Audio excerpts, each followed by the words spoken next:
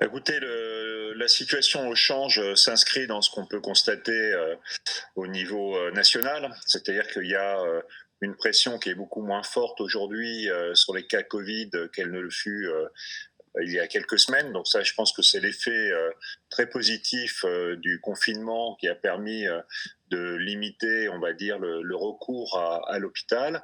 Néanmoins, la diminution, on va dire, de l'hospitalisation se fait par plateau. C'est-à-dire que là, maintenant, ça fait 4-5 jours qu'on commence à enregistrer quand même une diminution du nombre de patients hospitalisés sur le territoire, mais c'est pas non plus une chute fulgurante.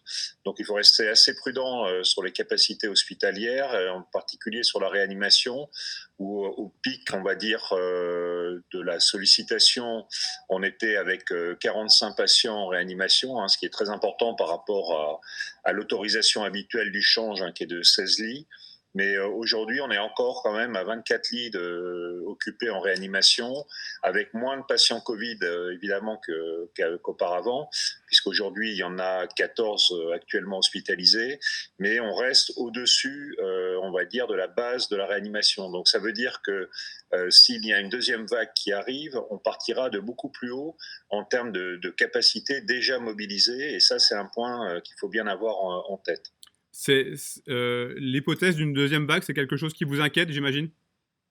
Ah bah évidemment, il y a deux aspects, si vous voulez, qu'on doit prendre en considération aujourd'hui. C'est à la fois la reprise de l'activité non Covid, qui est une réalité, alors pas encore évidemment au niveau habituel, au niveau des urgences ou des hospitalisations, mais on a quand même des personnes qui viennent maintenant pour des situations à prendre en charge à l'hôpital, donc il va falloir qu'on gère cet aspect-là.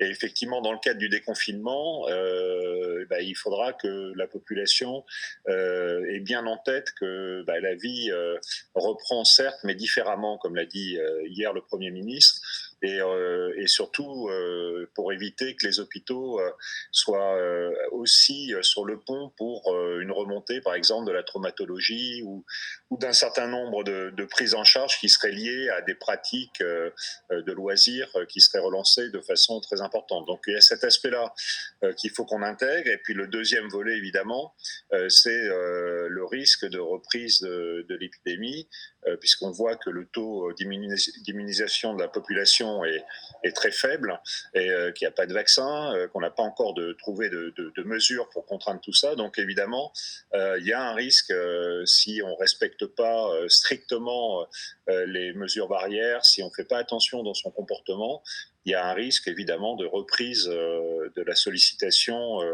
de l'hôpital et du développement de l'épidémie. Donc ça, ce sont des points qui sont importants.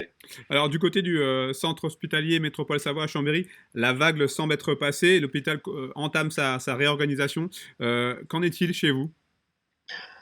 Ah, alors là, nous, on reste très prudents.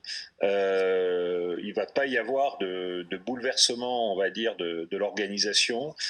On a mis en sommeil un certain nombre de structures Covid, mais on garde une capacité qui est très importante, puisqu'à l'échelle du change, on aura actuellement, on a un peu plus de 120 lits qui sont encore consacrés au Covid. Alors ils sont pas évidemment pleins.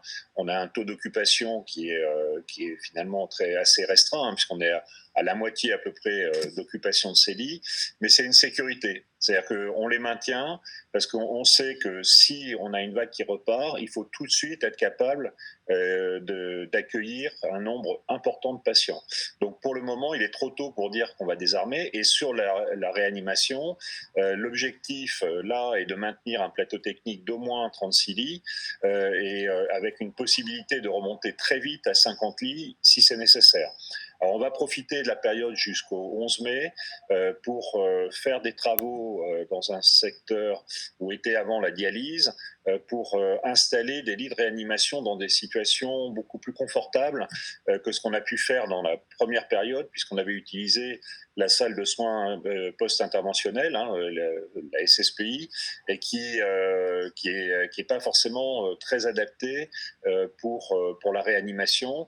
Et donc, on va avoir un secteur mieux équipés, mieux installés au cas où il faille à nouveau remonter à 50 lits, voire aller jusqu'à 60 lits comme on est en mesure de le faire en cas de situation extrême.